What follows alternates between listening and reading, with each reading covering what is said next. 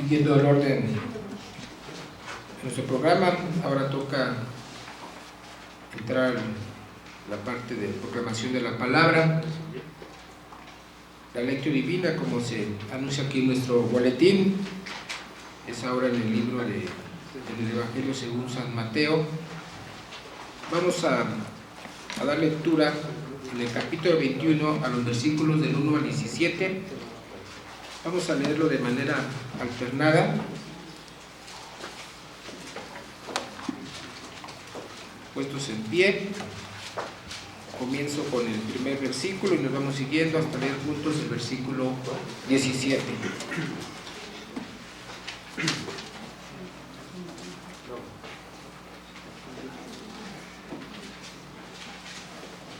Cuando se acercaron a Jerusalén y vinieron a Betfagé, al monte de los olivos, Jesús envió 2 discípulos, diciéndoles: id a la aldea que está enfrente de vosotros, y luego hallaréis una asna atada y un pollino en ella, desatadla y traédmelos. Y si alguien nos dijera algo, decid: el Señor los necesita, y luego los enviará. Todo esto aconteció para que se cumpliese lo dicho por el profeta cuando dijo: decid a la hija de Sión: he aquí, tu rey viene a ti, manso y sentado sobre una asna, sobre un pollino, hijo de animal de carga. Y los discípulos fueron y hicieron como Jesús les mandó. Y trajeron el asna y el pollino, y pusieron sobre ellos sus mantos, y él se sentó encima. Y la multitud, que era muy numerosa, tendía sus mantos en el camino, y otros cortaban ramas de los árboles y las tendían en el camino. Y la gente que iba delante y la que iba detrás aclamaba diciendo: Hosana al Hijo de David, bendito el que viene en el nombre del Señor, Hosana en las alturas. Cuando entró él en Jerusalén, toda la ciudad se conmovió diciendo: ¿quién es este? Y la gente decía: este es Jesús, el profeta de Nazaret de Galilea. Y entró Jesús en el templo de Dios y echó fuera a todos los que vendían y compraban en el templo, y volcó las mesas de los cambistas y las sillas de los que vendían palomas. Y les dijo: escrito está: mi casa, casa de oración será llamada, mas vosotros la habéis hecho cueva de ladrones. Y vinieron a él en el templo ciegos y cojos, y los sanó. Pero los principales sacerdotes y los escribas, viendo las maravillas que hacía, y a los muchachos aclamando en el templo y diciendo: Hosana al Hijo de David, se indignaron. Y le dijeron: oye lo que estos dicen. Y Jesús les dijo: sí, nunca leísteis: la boca de los niños y de los que maman perfeccionaste la alabanza. Y dejándolo salió fuera de la ciudad, a Betania, y posó allí. Amén. Ahora entonemos el himno número 91.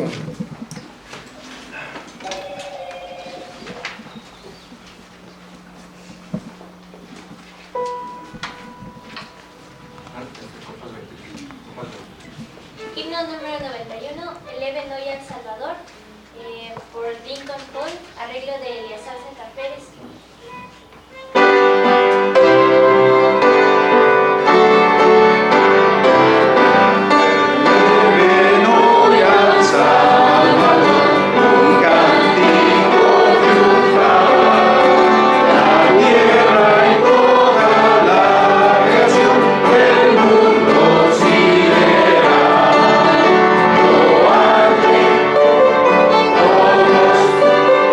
Al invicto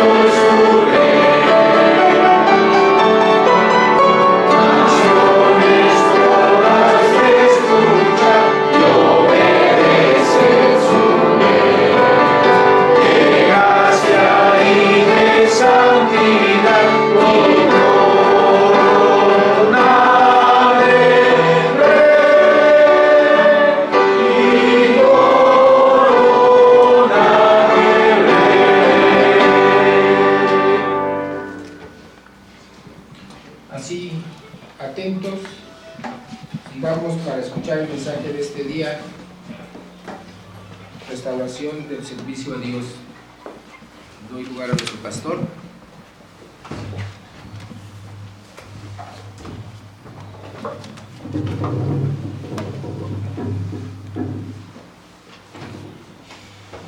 Abramos la escritura, hermanos, en el Evangelio de Juan, capítulo 12, un pasaje paralelo al que ya hemos leído. Evangelio de Juan, capítulo 12, vamos a leer los versículos 12 al 19. Hagámoslo alternadamente. La palabra del Señor dice: el siguiente día, grandes multitudes que habían venido a la fiesta, al oír que Jesús venía a Jerusalén, tomaron ramas de palmera y salieron a recibirle y clamaban: Hosana, bendito el que viene en el nombre del Señor, el Rey de Israel. Y halló Jesús un asnillo y montó sobre él, como está escrito: no temas, hijas de Sión, he aquí tu rey viene, montado sobre un pollino de asna. Estas cosas no las entendieron sus discípulos al principio, pero cuando Jesús fue glorificado, entonces se acordaron de que estas cosas estaban escritas acerca de él y de que se las habían hecho. Y daba testimonio a la gente que estaba con él cuando llamó a Lázaro del sepulcro y le resucitó de los muertos. Por lo cual también había venido la gente a recibirle, porque habían oído que él había hecho esta señal. Pero los fariseos dijeron entre sí: ya veis que no conseguís nada, mirad, el mundo se va tras él. Amén. Bendito y soberano Señor, te alabamos y glorificamos, Señor, con estas voces celebrativas. Hosanas se levantan, Señor, a ti de nuestros corazones, porque vemos, Señor, los prodigios, las maravillas que has hecho para redimirnos. Ahora, como redimidos, Señor, elevamos nuestra adoración, y también como redimidos, Señor, estamos atentos a la palabra que tienes para nosotros. Abre nuestro corazón, Señor, y sea tu palabra fructífera en nuestras vidas. En Cristo nuestro Salvador. Amén. Amén. Tomemos nuestros lugares, amados hermanos. Nos unimos con las voces de todo el pueblo del Señor en todo el mundo, recordando estos eventos que nos narran las Escrituras. Nuestras celebraciones, las celebraciones cristianas, tienen un fundamento histórico, porque Dios, en su obra redentora, actúa en la historia. Los actos salvíficos de nuestro Señor en Cristo Jesús se revelan en la historia para testimonio de todo el mundo, de manera que nadie puede quedar exento y nadie puede excusarse de los acontecimientos que ante nuestros ojos se han llevado a cabo, o de los testigos que han dado testimonio y de los cuales hemos oído acerca de estas cosas. Tal es el caso del testimonio que nos dan los evangelistas. Tenemos registrado este evento tanto en el Evangelio de Mateo, como hemos leído en el capítulo 21. El evangelista Marcos también habla de esto en el capítulo 11, Lucas en el capítulo 19 y Juan, como lo hemos leído, en el capítulo 12. Los evangelistas en ocasiones no mencionan algunos eventos que otros sí, pero este evento y los que vienen hasta la crucifixión de nuestro Señor los encontramos en los 4 evangelios por su importancia.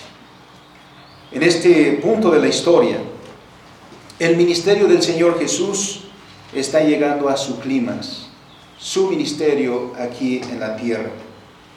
Llegamos a los acontecimientos de la última semana del ministerio de nuestro Señor. Como lo había dicho Él a sus discípulos, finalmente llegaron a Jerusalén. Ahí, en esta ciudad, tendrían lugar los eventos decisivos de su ministerio y de nuestra redención. Eventos que nuestro Señor incluso llegaría a realizar en la soledad, porque aunque estaba rodeado de gente, mucha gente le seguía, nadie entendía realmente su propósito. Aún sus discípulos, como leímos, serían confundidos en estos últimos momentos del ministerio del Señor e incluso lo abandonarían en los momentos más álgidos. Nuestro Señor subió a la cruz abandonado por todos. El Señor había estado en otras ocasiones en la ciudad de Jerusalén, pero esta visita sería la última y sería la decisiva de su ministerio. En esta ocasión, como nos narran los evangelios, mucha gente se concentró para recibirle, pues habían escuchado, como leímos en el Evangelio de Juan, que Jesús venía a la ciudad y ya le precedía también la noticia de la resurrección de Lázaro. Betania no estaba muy lejos de la ciudad. De hecho, el Señor pernoctaba las noches en Betania y venía para su ministerio en el día a la ciudad de Jerusalén. Este evento, del cual narran las Escrituras, lo conocemos como la entrada triunfal, una entrada a Jerusalén que no pasó desapercibida para nadie. Todo el mundo se dio cuenta del espíritu celebrativo que rodeaba esa entrada de nuestro Señor. Esta entrada estaba ya anticipada en las Escrituras por el profeta Zacarías. Capítulo 9, versículo 9 del libro del profeta Zacarías. Acompáñame por favor a ese pasaje. ¿Qué escribió el profeta? Las palabras que los evangelistas luego nos anuncian también. Es una noticia que debe traer alegría. Dice el texto: alégrate mucho, hija de Sión. Da voces de júbilo, hija de Jerusalén. ¿Por qué? He aquí tu rey viene, tu rey vendrá a ti, justo y salvador, humilde y cabalgando sobre un asno, sobre un pollino hijo de asno. Muchísimo tiempo antes de los eventos que anuncian los evangelistas. Zacarías, capítulo 9, versículo 9. Se anunció la llegada de nuestro Señor Jesucristo a Israel. Se anunció la llegada de su rey. Se anunció como se anuncia la llegada del rey a sus súbditos, para que éstos le reciban como conviene, para que recibieran a su rey que venía para salvar, a su rey que venía para liberarlos. Debía pues ser aquella una ocasión celebrativa, gozosa, alegre, como dice el texto, pero también y a la vez un arribo en humildad. Los conquistadores no llegan así. Los conquistadores suelen llegar armados, y diríamos hasta los dientes. ¿Para qué? Para vencer a sus enemigos y para liberar a los suyos, a los que tienen cautivos. Para ello se solía usar el caballo, no el pollino. El caballo estaba reservado para los nobles y era un instrumento de guerra. Así pues, los guerreros poseían caballos. Era una señal de estatus, tanto como una señal de guerra. Pero la llegada del Señor, el Salvador de Israel, fue una llegada muy pobre, una llegada ordinaria e incluso, diríamos, improvisada. Con ello, no es que faltaran cosas, es que con ello el Señor mostraba su estatus de humillación, pero también quería mostrar que venía en son de paz y no de guerra. Esto no sería comprendido por muchos de los que estaban ahí. Mientras el Señor entraba a Jerusalén, se arremolinó una multitud en torno de nuestro Señor. Colocaron, como dicen los evangelios, colocaron a su paso sus mantos, algunos. Otros corrieron a cortar ramas de los árboles para tenderlas en el camino para que el Señor pasara. Este evento recuerda la fiesta de los tabernáculos, una de las 3 grandes fiestas que se celebraban en Israel. En ella, cuando se celebraba, se llevaban ramas y se gritaba, como dice el Salmo 118. Vamos a este pasaje, Salmo 118, versículos 25 y 26.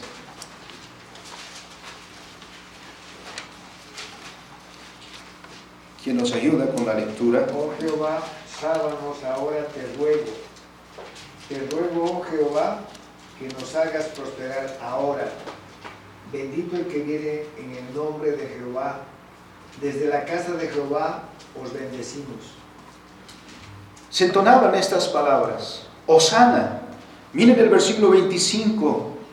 Dice, oh Jehová, hosana. Jehová, sálvanos ahora. Era este grito de anhelo, de regocijo, que se cantaba, que se repetía en la celebración de aquella fiesta. En esos gritos, el pueblo expresa su recibimiento del reino mesiánico con un deseo lleno de fervor, con urgencia y con confianza. Pero unos días después, cuando vieron que el Señor no cumplía sus expectativas, sino que más bien nuestro Señor fue objeto de humillaciones, muchos de los que le habían dado la bienvenida con júbilo se decepcionaron y después, con gritos otra vez, pero con gritos diferentes, se unieron a los principales sacerdotes diciendo, crucifícale, crucifícale. Hermanos, cuán rápido le damos la espalda a las personas o a las circunstancias a las que no sirven a nuestros intereses, incluso cuando se trata de Dios. Decimos que creemos en Dios, pero es para nuestro beneficio. Decimos que creemos en Dios, pero mientras las cosas bien estamos ahí, pero no las pruebas y las adversidades. Estas, como aquellos retratados en la parábola del sembrador, pronto dan marcha atrás. Qué triste. Si Cristo no cumple nuestras expectativas, después nos unimos a los gritos de crucifícale, crucifícale.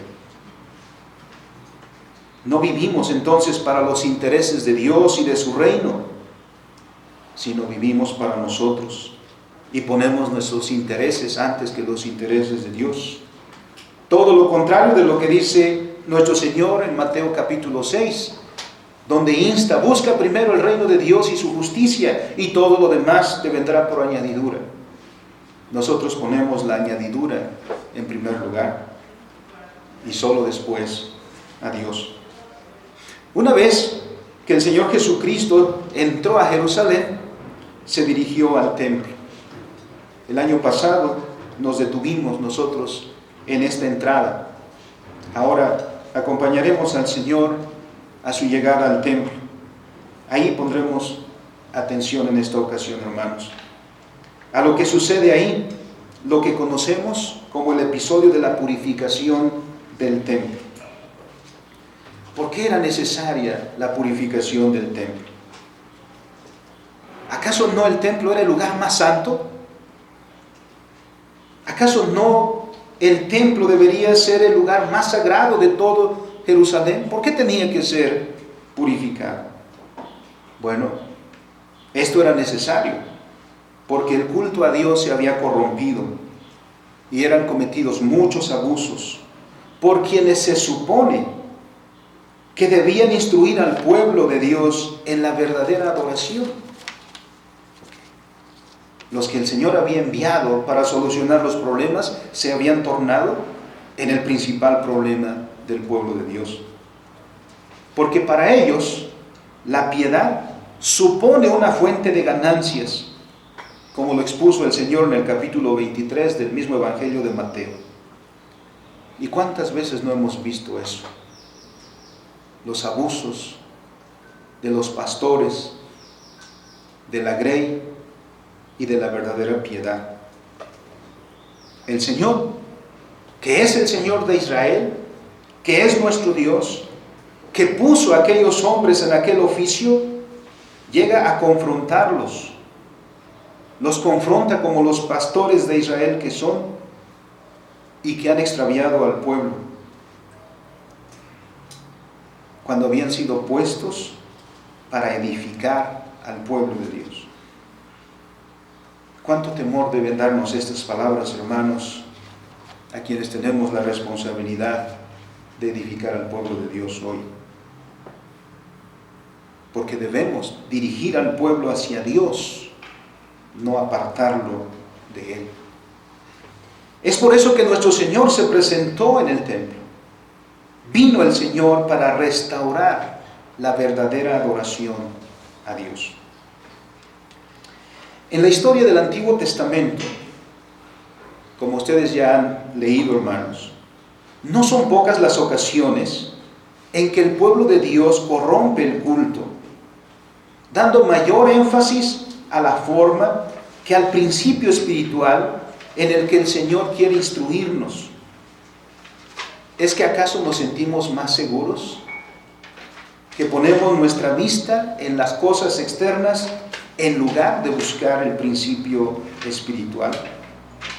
Así, por ejemplo, leemos en el libro del profeta Isaías, en el capítulo 1, en el que Dios, a través de las palabras del profeta, expresa su hastío de las ofrendas vanas presentadas por el pueblo.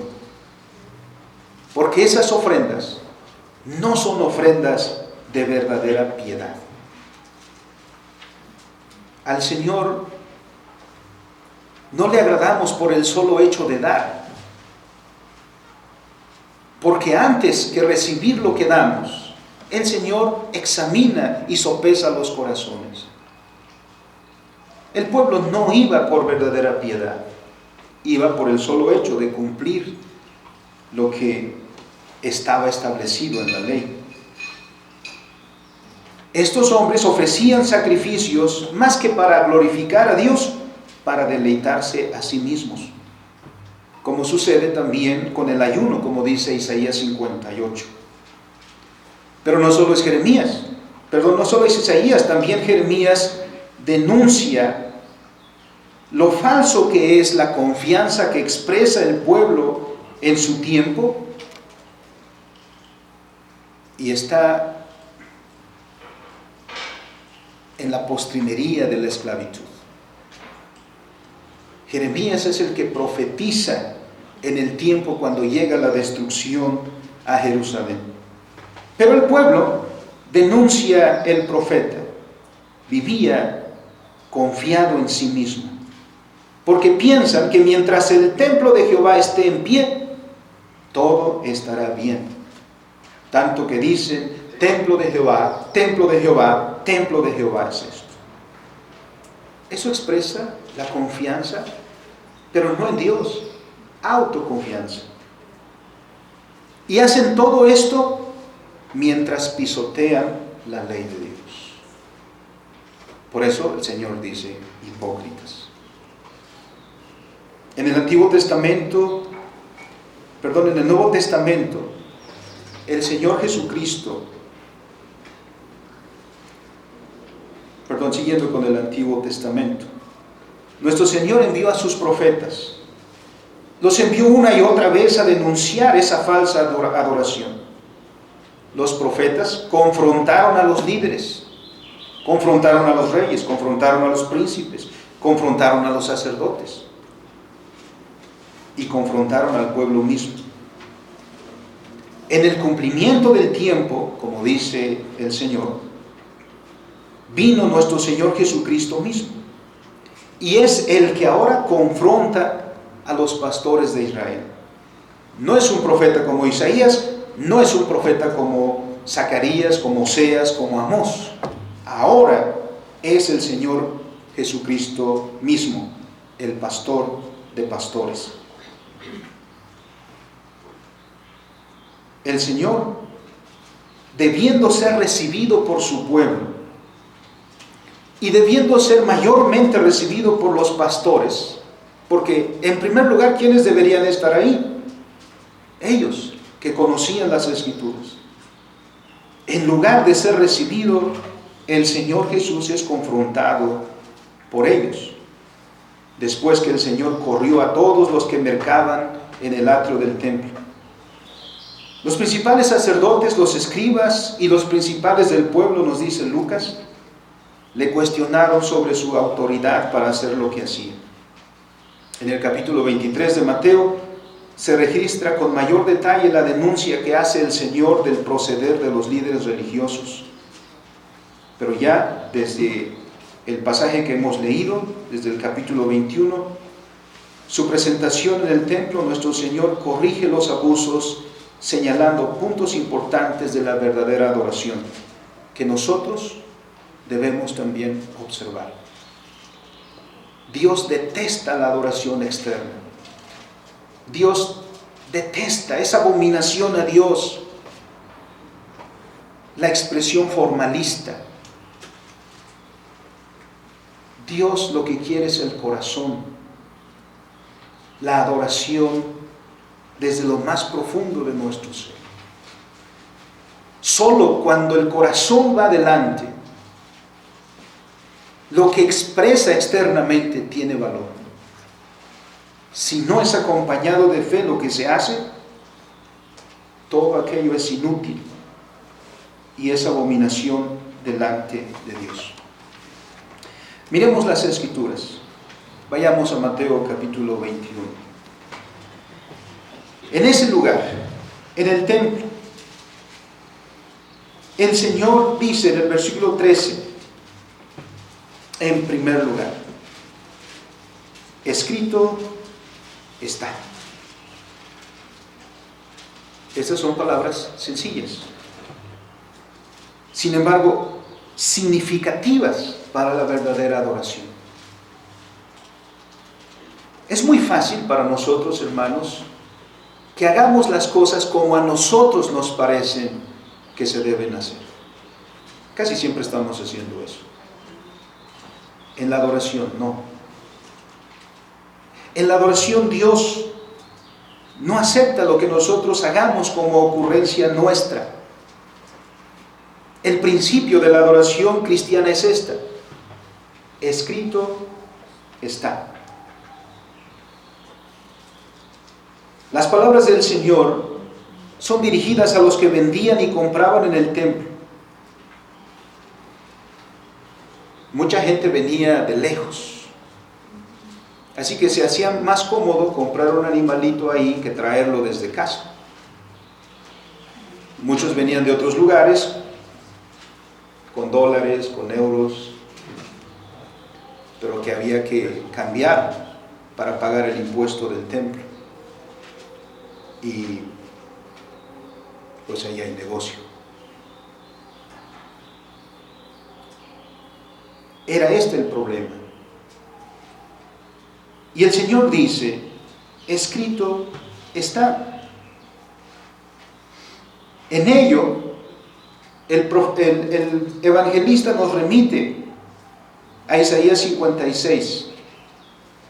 Y veamos el versículo 7. Quienes son diestros ya nos están leyendo el versículo 7.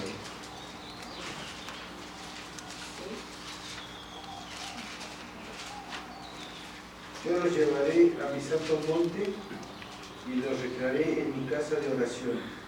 Sus holocaustos y sus sacrificios serán aceptos sobre mi altar, porque mi casa será llamada casa de oración para todos los pueblos.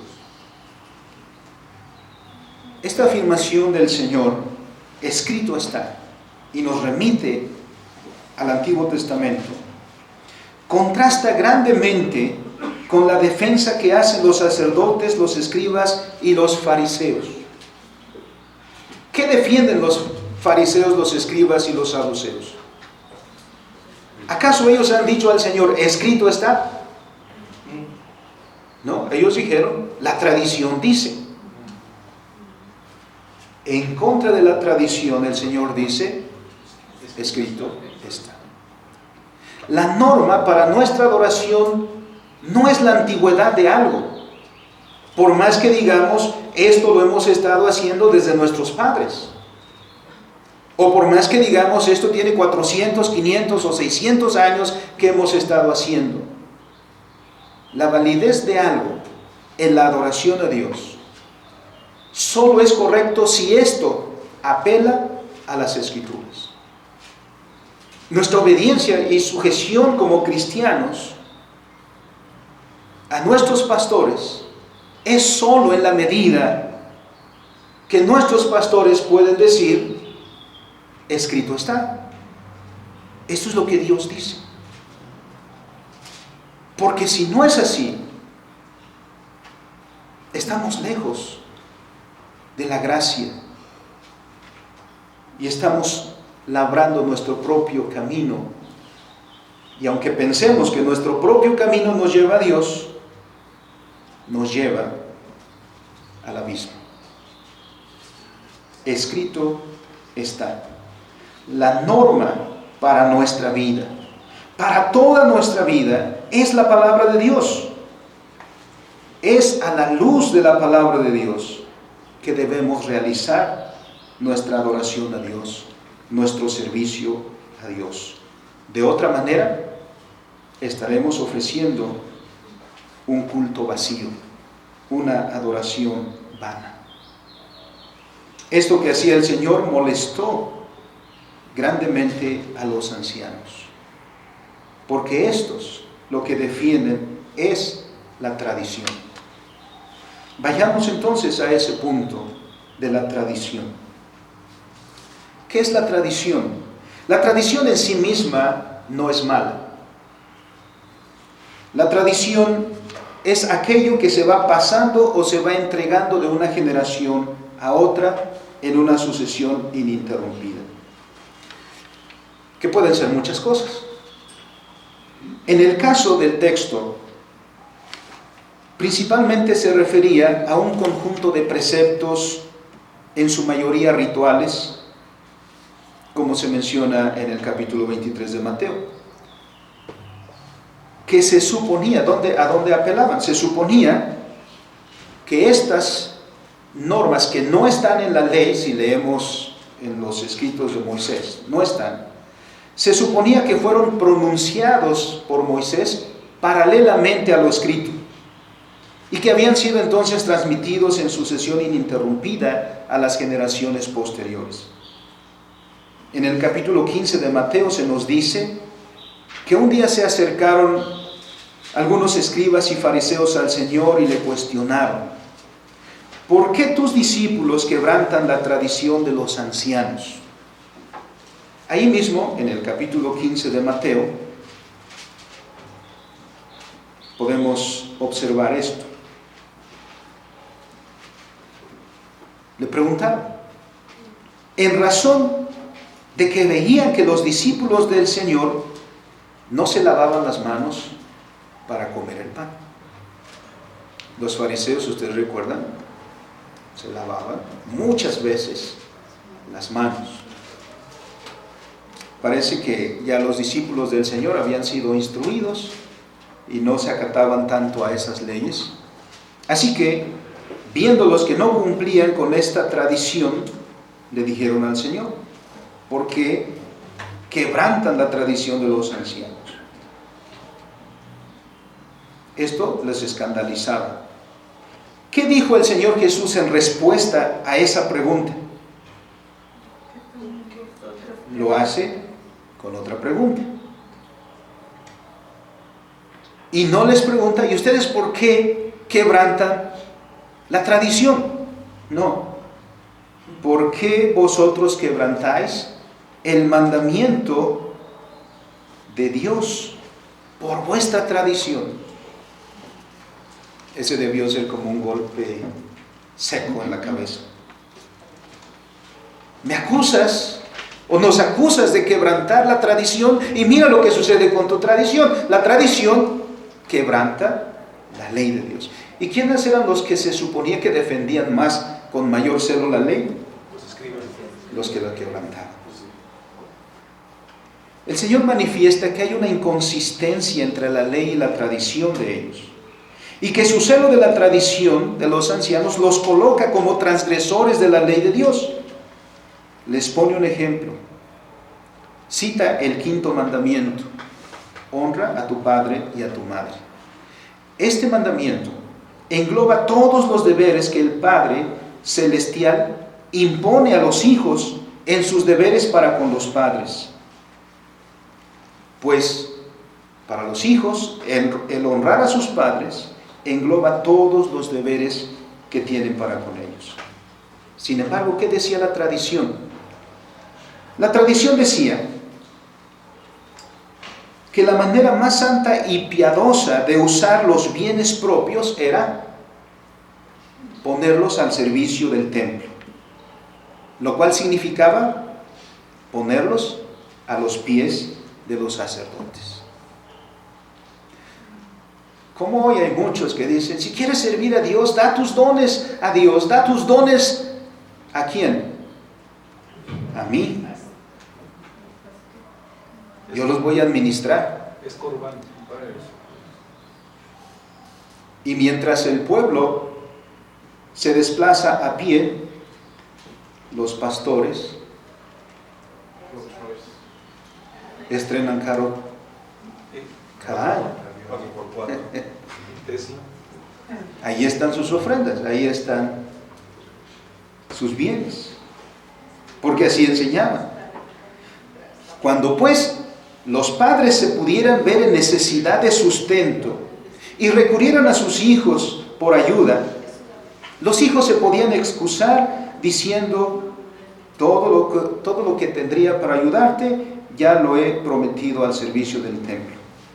Por lo tanto, lo siento mucho, no puedo ayudarte. Decían, es mi ofrenda a Dios, todo lo con que pudiera ayudarte. La tradición decía que una vez que la ofrenda había sido prometida de esta manera, ya no se podía enajenar, es decir, ya no se podía revertir. El hijo ya no podía decir, ¿saben qué? Mis padres están en necesidad, entonces necesito eso. Los sacerdotes decían, lo caído, caído. Bueno, eso lo decimos nosotros, aquí en México, eso es muy nuestro. Pero eso es lo que querían decir, ¿no? Arrepentirse a su tierra. Y que todas las demás obligaciones conectadas a dichos bienes quedaban suspendidas, aunque fueran legítimas. A la cita del mandamiento, el Señor añade Éxodo 21, versículo 7. Porque ¿qué dice el Señor? El que maldiga a padre o a madre, muera irremisiblemente. ¿El Señor qué está diciendo? El Señor está diciendo que el negar a los padres el apoyo o la ayuda necesaria para aliviar sus necesidades se incluye en el maldecirles. La tradición, pues, tan ofendida, se oponía a la ley de Dios. El Señor dice, ahí está. Por tu tradición quebrantas la ley de Dios. Y hay muchos otros ejemplos. ¿Cuántas veces, hermanos, nos excusamos así de cumplir lo que Dios dice, haciendo más énfasis en la tradición nuestra que en las Escrituras? El Señor denuncia la adoración hipócrita de aquellos líderes.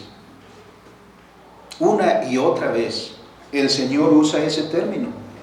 En el capítulo 23, hipócritas. Una y otra vez, ay de vosotros, escribas y fariseos hipócritas. 8 veces en el capítulo 23, ay de vosotros, escribas y fariseos hipócritas. Aquí, en Mateo, en el capítulo 15, como ahí en el capítulo 23, el Señor les llama así. ¿Por qué? Porque esto conducía a una adoración que para nada era agradable a Dios. El Señor cita una vez más Isaías capítulo 29. Y el versículo 13. Viendo a ese pueblo, viendo a ese liderazgo, observando lo que sucedía en el templo de esa manera, que lo más importante para aquellos es mercar con la piedad, que lo más importante es mantener la tradición, aunque ésta se oponga a la ley de Dios. ¿Qué dice de ese pueblo nuestro Señor?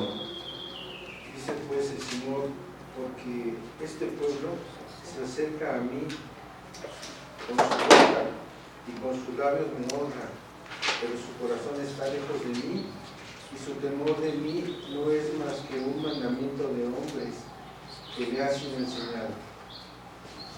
Este pueblo que tiene sacrificios, que ofrece ofrendas, que aparentemente sigue observando todo lo que Moisés dijo, de este pueblo dice el Señor, este pueblo en vano me honra, porque su corazón está lejos de mí. Pues en vano me honran, enseñando como doctrinas mandamientos de hombre. La adoración formalista, enfocada en guardar una tradición,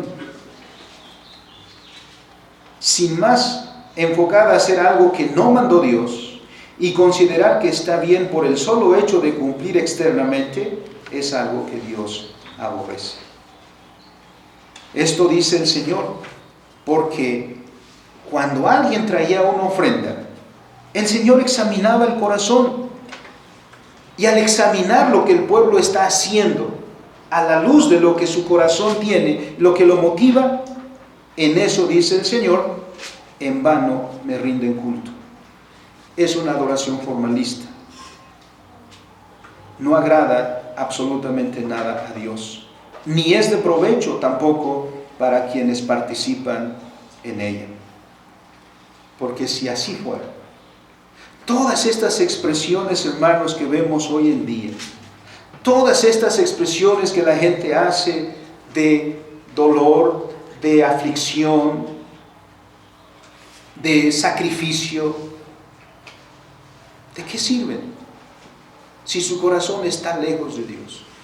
¿De qué sirve si nuestro pueblo sigue sufriendo abusos, violaciones en la justicia, truanerías, disensiones, si sigue sufriendo injusticias? Si eso lo hacen todos los que ahora se expresan tan religiosamente, es que no hay un cambio de corazón. Y la adoración así es reprobada por Dios.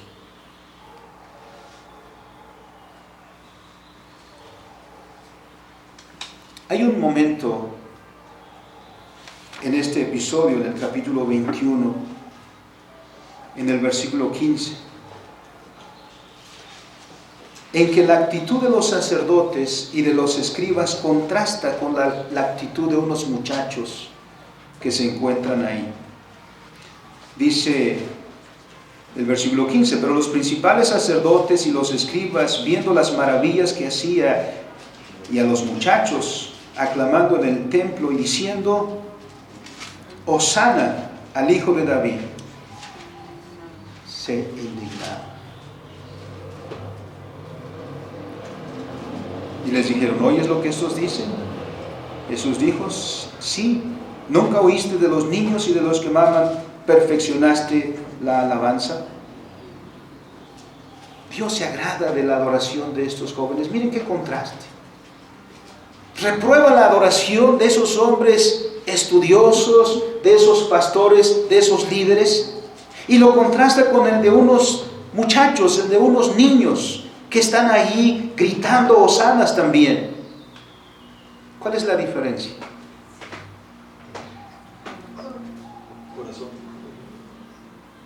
Dicen que los niños y los borrachos dicen la verdad. Los niños sin fingimiento. Los niños sin doblez de corazón. Sencillos. Diciendo con todo su corazón lo que escuchan de los padres. Miren, hermanos, qué importante es que los padres guíen a sus hijos en la adoración. A los jóvenes les gusta la sinceridad, la honestidad, ¿no? Una de las primeras cosas que en nuestra vida detestamos es la hipocresía. Algo que los jóvenes y los adolescentes le reclaman cuando comienzan a mirar el mundo más de cerca es la doblez de ánimo que ven en nosotros los adultos. Y una de las primeras cosas que a veces hacen es que les decepcionamos como padres. Y después les decepcionamos todos los demás porque ven hipocresía en nosotros. Esa es la belleza de la adoración de los niños, de los jóvenes. Y por eso el Señor se agrada de ellos. En otra ocasión puso a un niño en medio de los adultos y de aquellos que se cuidaban y los discípulos que decían, no molesten al Señor. El Señor puso a un niño en medio de todos y dijo, antes, si no se vuelven como uno de estos niños, no entrarán en el reino de los cielos. La adoración que el Señor busca es esa, sincera, honesta, de corazón. ¿Cuán contraste hay aquí? Y esto nos lleva precisamente a un paso más adelante, la verdadera adoración. En su encuentro con la mujer samaritana, como se nos cuenta en Juan 4, el Señor hace referencia a la adoración que agrada a Dios. Dios no cuenta el número de sacrificios. Dios no cuenta el monto de tu ofrenda. Dios no evalúa la cantidad y la calidad, digamos, según nosotros. Dios le dice a aquella mujer, Dios es espíritu y los que le adoran, en espíritu y en verdad es necesario que le adoren. Esto que dice el Señor es la norma de la verdadera adoración desde siempre. La adoración que agrada a Dios es espiritual, no formalista. Es del corazón, no de lo externo. Cuando lo externo expresa lo que hay en el corazón, entonces la adoración es agradable a Dios. Es la rendición de todo nuestro corazón, de todo nuestro ser al servicio de Dios. Dios no acepta menos. Es por eso que la verdadera adoración, en primer lugar, se hace con todo el corazón. La adoración que encuentra una manifestación muy visible en la celebración cúltica no ha de ser, hermanos, en nada fingida, ni consiste en una mera observación de ciertas tradiciones, el cumplimiento externo de ciertos ritos o de ciertas ceremonias. Cuando cantas los himnos, hermano, ¿los cantas de memoria? ¿Los cantas llevado por todos los demás? ¿O pones en el canto en primer lugar el corazón? Cuando tocas el instrumento que acompaña los cánticos, lo haces porque identificas la nota y la tocas correctamente. O antes de eso va el corazón, para que aquello que toques agrade al Señor. Cuando das tu ofrenda, ¿piensas que por la cantidad será mejor recibida por Dios? Una vez hubo una mujer anciana que depositó 2 blancas y el Señor dijo: los demás dieron lo que les sobraba, lo que no les hace falta. Ella dio todo lo que tenía. A Dios no le podemos engañar. Dios nos llama a servirle con todo el corazón. La ley que Dios dio a Israel no tiene otro propósito, sino al instruir en la fe al pueblo. Calvino, por ejemplo, nos recuerda eso cuando nos dice cómo deben interpretarse los 10 mandamientos. ¿Cuál es la hermenéutica que se debe aplicar a la interpretación de la ley? Y uno de los principios que debemos tener presentes dice: debemos entender que la ley es espiritual. Cualquiera que olvide esto intentará, como los escribas y fariseos, cumplir físicamente con la ley. Pensará que en la observancia externa está la salvación, o que en el cumplimiento externo está la recompensa. ¿Por qué decimos esto? Miremos una base del Antiguo Testamento y una en el Nuevo. En el Antiguo Testamento, el Señor ya pone énfasis en esto. Deuteronomio capítulo 6, versículo 5. Después de que se hubo repetido la ley, en el capítulo 5. ¿Qué dice el versículo 5 de Deuteronomio 6? Y amarás a Jehová tu Dios de todo tu corazón y de toda tu alma y con todas tus fuerzas. Si lo quieren leer juntos, hermanos, no hay problema. Sí. El Señor dice: ¿cuál es el propósito de la ley? Que aprendas a amar al Señor con todo tu corazón, con toda y con todas sus fuerzas, que es equivalente a decir con todo tu ser, de manera integral. Ese es el principio. ¿Cómo lo sabemos? Porque si vamos ahora al Nuevo Testamento, encontramos a nuestro Señor Jesucristo, que le hacen la pregunta: ¿cuál es el gran mandamiento en la ley? Mateo 22. El Señor no dijo: bueno, pues el primer mandamiento es el más grande, o el tercero, o el sexto, o el octavo. Quizá el que preguntó, eso esperaba que el Señor respondiera. Pero, ¿de qué manera respondió el Señor? Una vez más: amarás al Señor tu Dios con todo tu corazón y con toda tu alma y con toda tu mente. Este es el primero, y el segundo es semejante: amarás a tu prójimo como a ti mismo. ¿Y qué dice?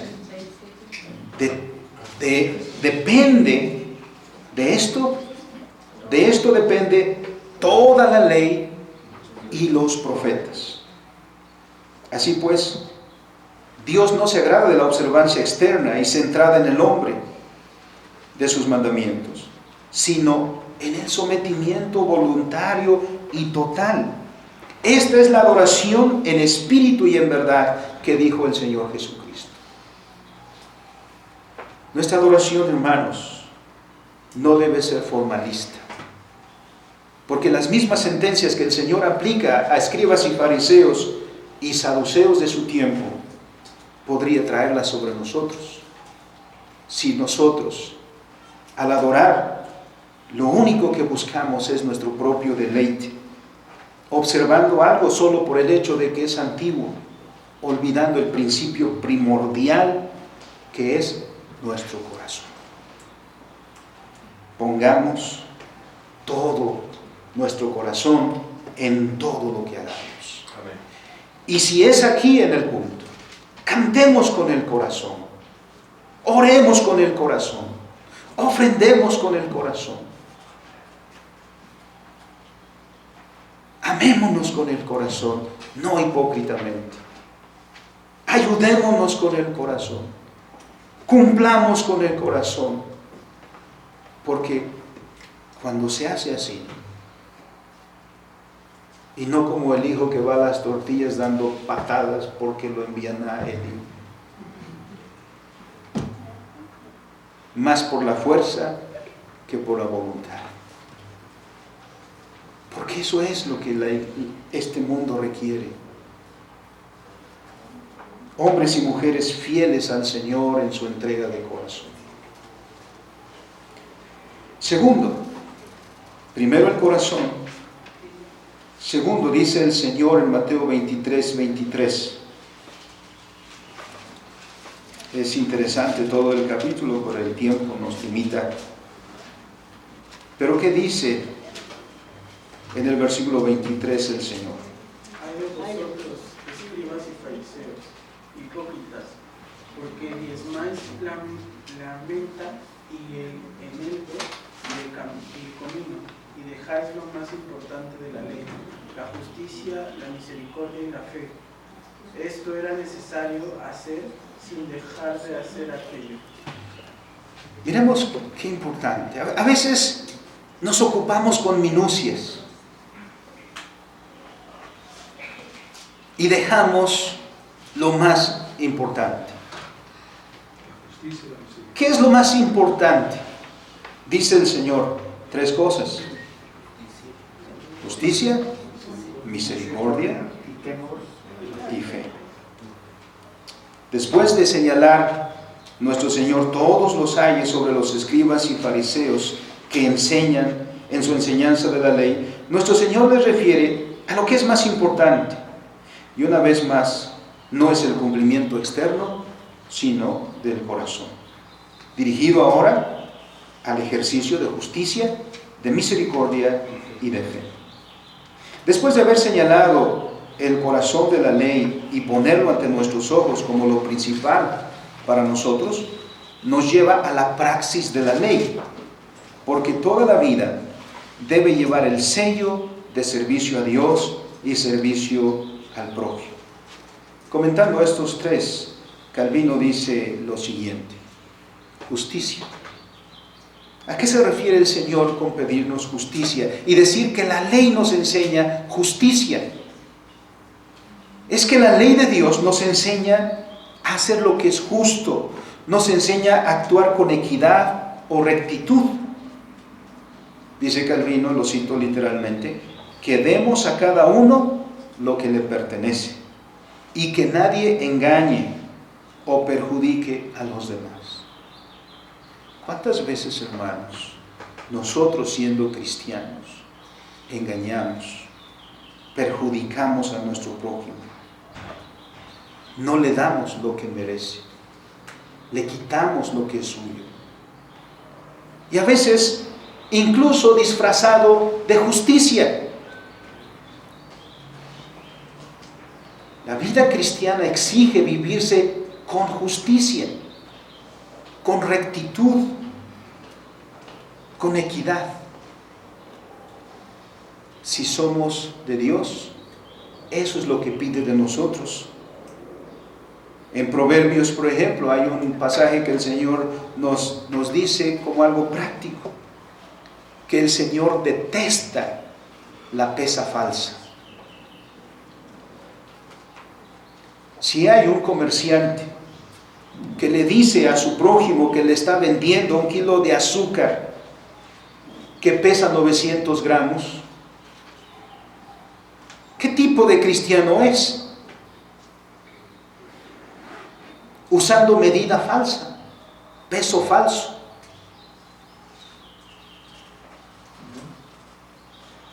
No.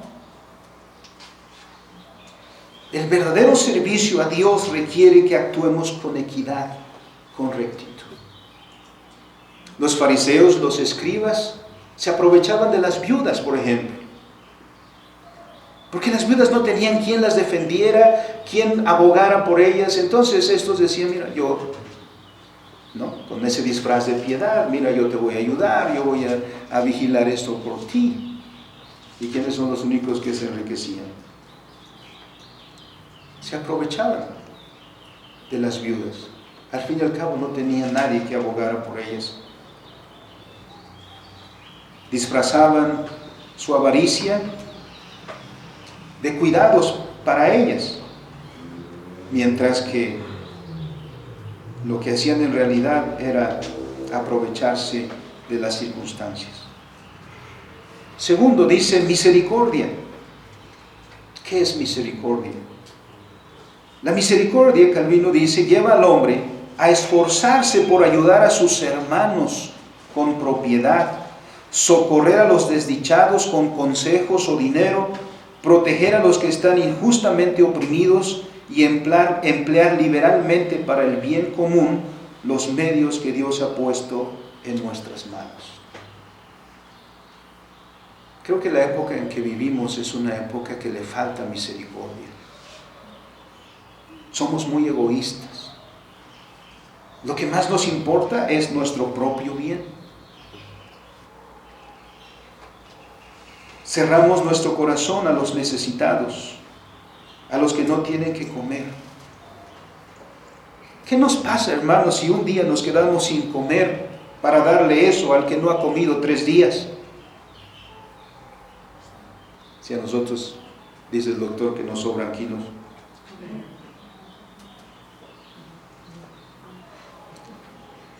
Esforzarse por ayudar. A veces hay hermanos que me han traído cosas, dicen, hermanos, si le puede servir a alguien, no me olvido de un colchón viejo, polvoso.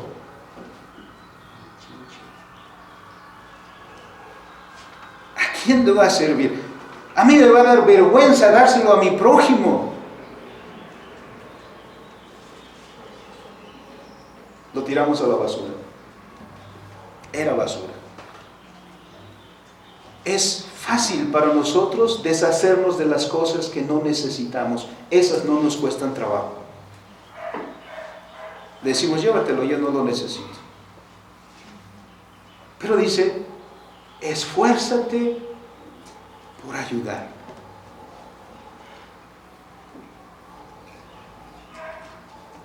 Misericordia.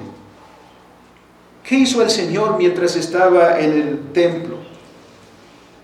Enseñaba y hacía milagros. Muestra de misericordia. Esos líderes religiosos se enojaron cuando el Señor en el día de reposo sanó a una mujer que había estado enferma mucho tiempo.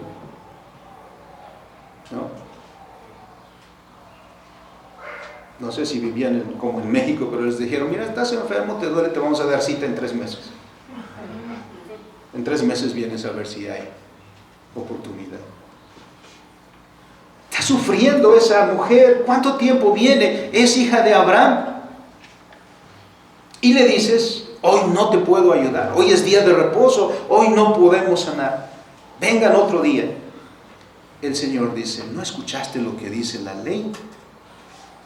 Misericordia quiero y no sacrificio. Ese es misericordia. Por eso también nuestro catecismo menciona cómo se debe cumplir el día de reposo, por ejemplo. ¿Qué cosas nos deben ocupar en el día de reposo? 1, adoración. 2, misericordia. Hoy es día para hacer misericordia. ¿Sabes de alguien que no tiene que comer? Invítalo a comer o dale para que coma. Practica la misericordia. Y tercero, descanso. Descanso para ti. Eres responsable de ti mismo delante de Dios. Tercero, fe. Estricta integridad. No intentar nada con astucia o malicia o engaño, sino cultivar hacia todos esa mutua sinceridad que todo hombre desea que se persiga hacia sí mismo. ¿O no dice el Señor, no hagas a otros lo que no quieres que te hagan a ti? O al revés, haz a los demás lo que quieras que hagan contigo.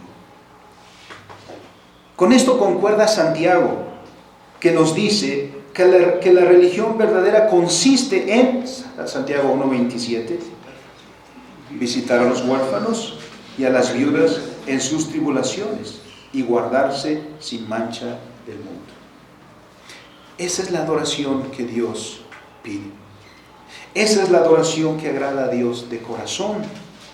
Una rendición completa a Él y una vida de servicio a los demás. ¿Cuánto falta hace eso? ¿Cuánta adoración? Por más golpes de pecho que nos demos, pero no observamos lo que la Escritura dice, nos engañamos a nosotros mismos y nuestra adoración es vana delante de Dios. El Señor pues entró al templo para restaurar la verdadera adoración, para volvernos a Dios y al verdadero servicio. Por lo tanto, hermanos, concluyendo, no hay mejor manera de celebrar este día que adorar a Dios con corazones sinceros y con amor profundo a nuestros semejantes. Nuestro Señor restituyó la verdadera adoración, purificó el templo, que era símbolo de la presencia de Dios con su pueblo, y le instruyó a éste sobre la verdadera forma de servir a Dios con todo su corazón, así como servir a su prójimo con todo el corazón también. La adoración no debe cifrarse en la observancia externa de alguna tradición, por más antigua que sea. Una y otra vez debemos ir a las Escrituras, que son nuestra única norma de fe y práctica. Por eso siempre debemos adorar a nuestro Dios en espíritu y en verdad. La adoración a Dios incluye todos los aspectos de nuestra vida. No podemos limitarnos al ámbito eclesiástico. Este es un ejemplo de lo que debe ser nuestra vida. Así como cantamos hosanas, así como decimos aleluya, así como confirmamos con un amén, así, pero en hechos, hagámoslo en el resto de nuestra vida. En Cristo, nuestra vida ha sido restaurada para cumplir todos sus propósitos creacionales. Por eso, hermanos, rindamos a Dios una adoración con toda la vida. Que no sean mantos o palmas físicamente. Lo hacemos para recordar el evento, pero ahora son nuestras vidas al servicio del Rey. Hosana, bendito el que viene en el nombre del Señor. Oramos. Bendito Padre, te alabamos.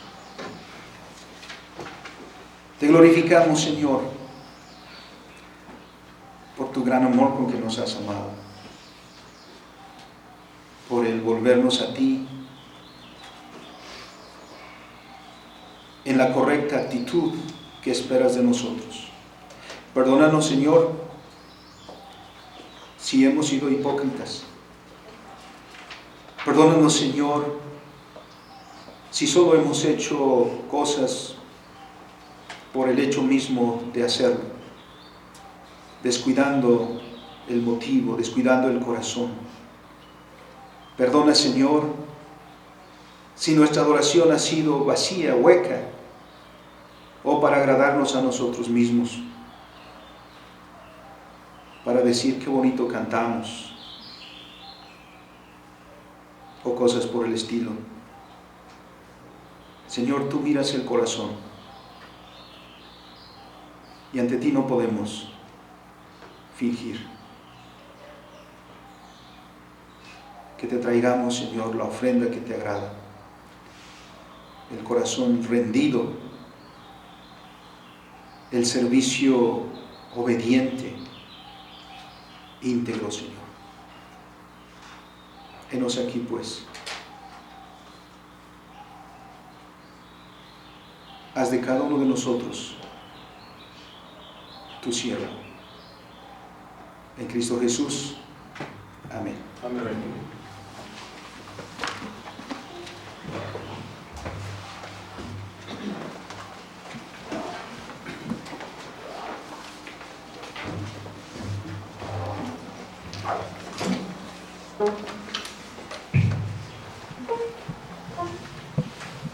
Gracias a Dios por su palabra que ha sido republicada. Vamos a ponernos en pie para responder. Primeramente, entonando el himno 122.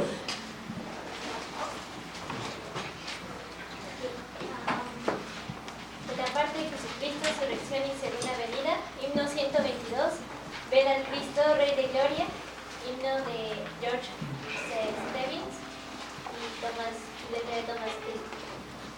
Más 13, por favor.